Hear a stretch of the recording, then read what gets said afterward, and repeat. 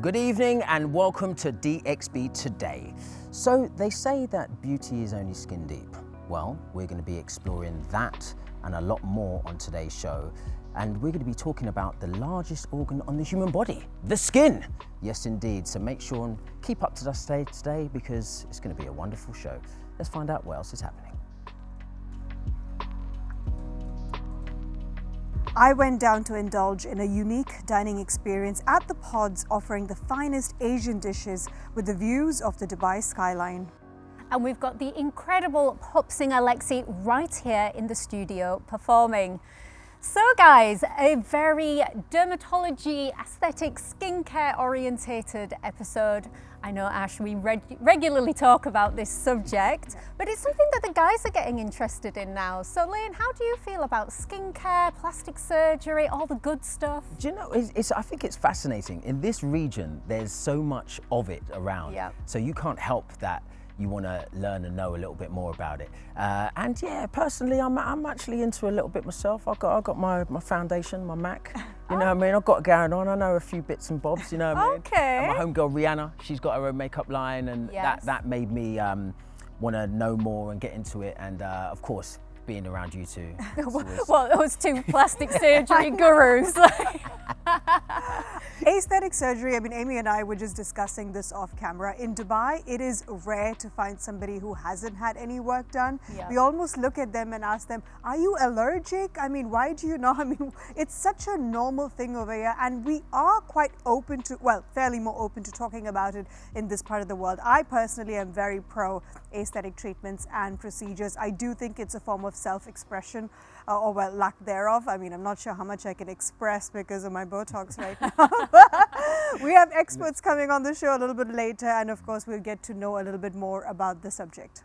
Yes, definitely. So to find out a little bit more about a professional take on the matter, let's find out who our co-host is tonight. Hello, this is Dr. Maha Abu Zaid. I'm international aesthetic dermatologist and I'm expert injector. I'm going to be with you tonight. Can't wait to see you. Dr. Maha will join us right here in just a bit, but first I went down to the Pods at the Blue Waters Island to experience their unique dining booths firsthand. Let's have a look.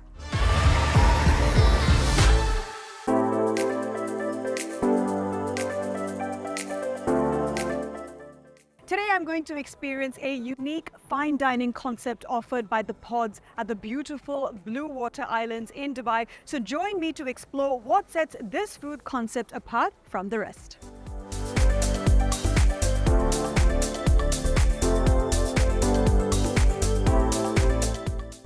Ilona, I've been to Blue Waters so many times, but I've never seen the Pods before. This is such a quirky, cool concept.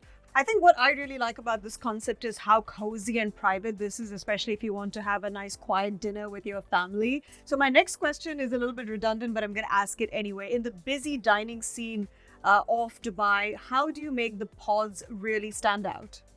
I would say that the Pods is absolutely unique private dining experience. As you see, that we can host completely different occasions. So with the setups that's surrounding us, we can accommodate the different amount of their guests. It can be anything related to the birthday, to the anniversaries. That's fascinating. I want to know, what would you say are some of the highlights? I mean, of course, there's the Pods, which we can all see, but I noticed that there were sparklers as you walk in. There was a smoke machine. It's quite theatrical, isn't it? Yes, absolutely. So we are customizing all the packages according to our guests and the customers' preferences. It's up to them. Either we have already well-created packages, which is making their life way easier, and they have to only select maybe the color of the balloons, petals, some kind of like a decorations, and they're already their dining experience included with a set menu. I love how Instagrammable this place is. I mean, besides, of course, the wonderful ambience over here, the food is, of course, a big part of this entire concept. What kind of cuisine do you serve here? We are serving Pan-Asian cuisine, Thai, Chinese, and Japanese. Okay. So that's, we have our best sellers, and they're really, really amazing dishes that you will try later on, and you will leave your comments. Definitely. Pretty much sure you're gonna like it. I'm definitely looking forward to trying out the food. But coming back to the question of the Pods, I noticed that there are different size of pods. So what are the different kind of pods you offer? So we have three sizes of the pods. So a small pod or similar that we are sitting right now that can accommodate up to 6 people. Then we have a medium pod up to 9 guests, and the large one for the big groups and big parties up to 20. Yeah. Ilona, thank you so much for having me here, and it's been a pleasure meeting you. Thank you so much.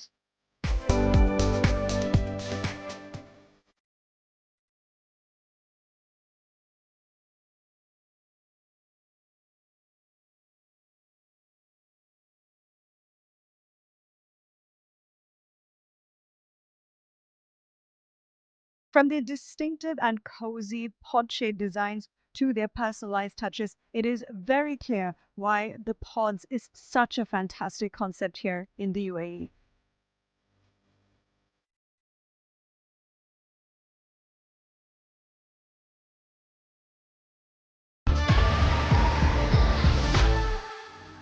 That looked absolutely delightful. Ash, where was the invite?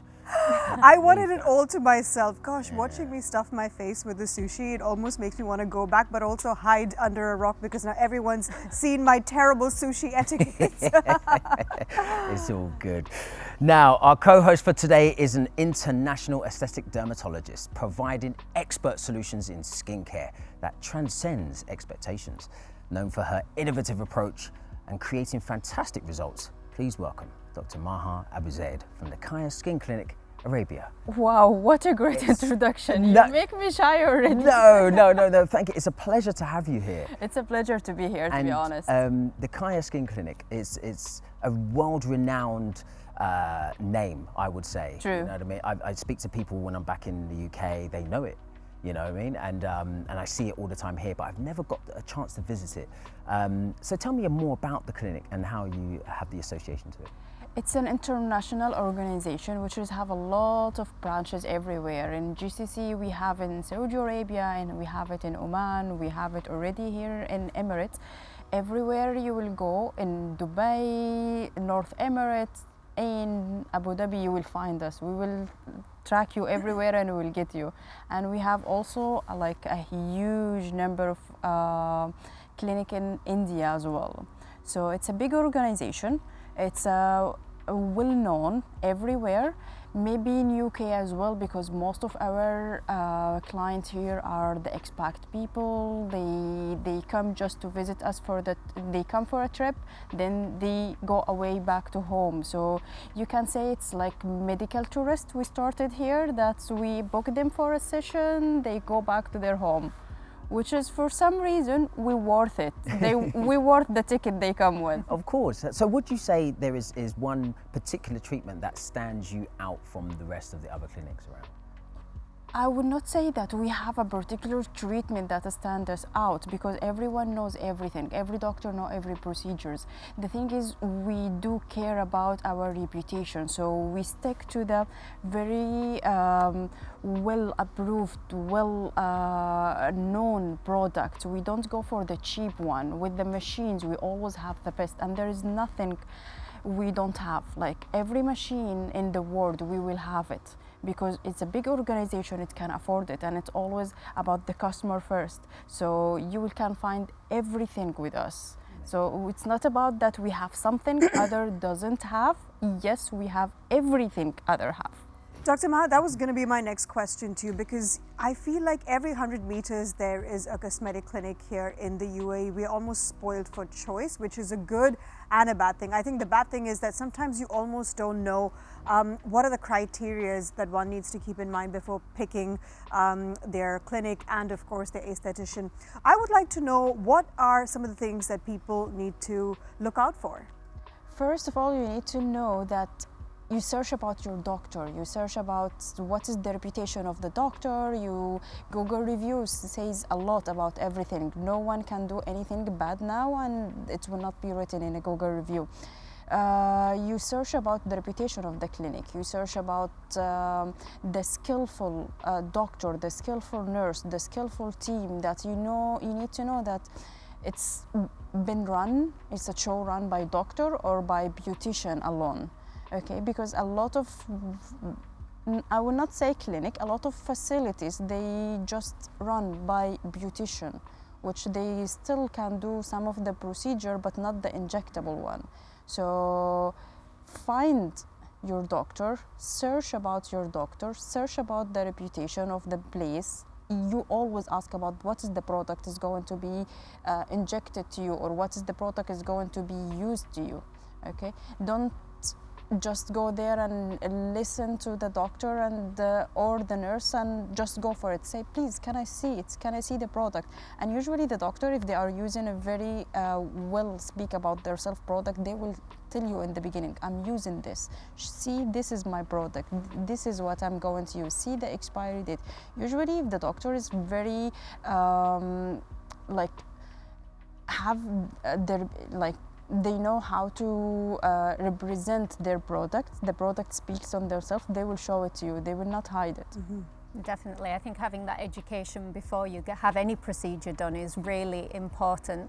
So hypothetically speaking, you know, you've picked your doctor out, you've got your clinic. When would you go for something? Can you start really young? Can you start when you're older? What kind of, you know, when is the right time to go and have It's according to the a procedure? concern. Like if I'm going to talk about the acne, it's going to be like my client is going to be the teenagers ones. Okay. Sorry. If I'm going to talk about sagging, that is going to be from like late 30s and above. Okay. It's about what is the concern I'm having. I can have the teenager, which is I work with them on the acne. Some of them, they have a really bad hair fall, which is genetic one, which we started to do a prevention later than treatment later, or hair transplants later. You will be having a lot of young people who gone through the bariatric surgery, which is they are losing a lot of weight in a very short amount of time. So they will start to show the premature aging, the sagging skin. For them as well, you're going to start early.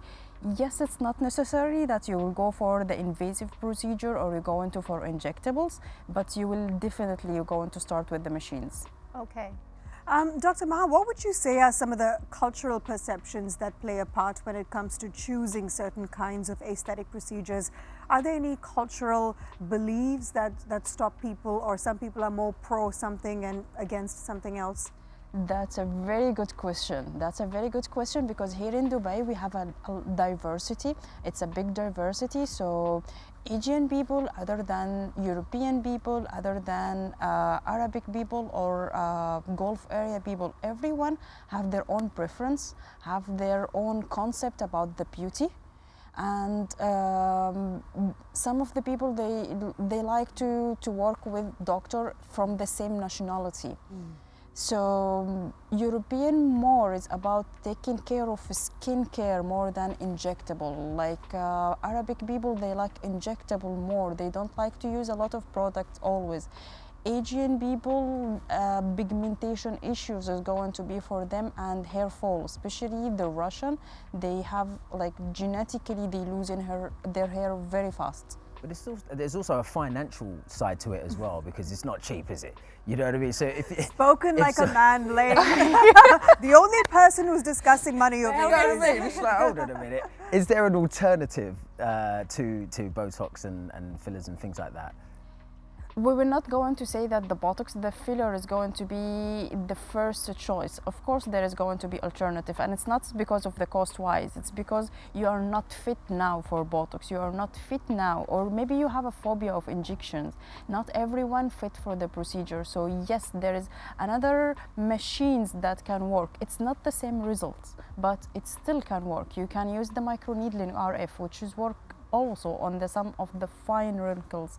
Some of the microneedling, the normal microneedle with a special type of the mesotherapy, it works on the acne. Some of the creams as well, they work. Everything that works, but it have a limit, a degree. If I'm using a cream, it's not the same I'm using a procedure, it's not the same I'm using injection, it's not the same I'm using a surgery.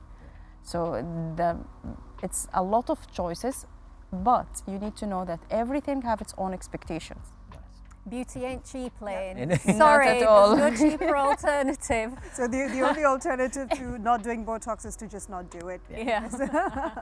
Dr. Maha, thank you so much for giving us your insight. You're going to stay with us throughout the show and give My us your pleasure. professional opinion. But coming up right now, we're going to find out the limits to cosmetic surgery with a renowned plastic surgeon. So stay with us.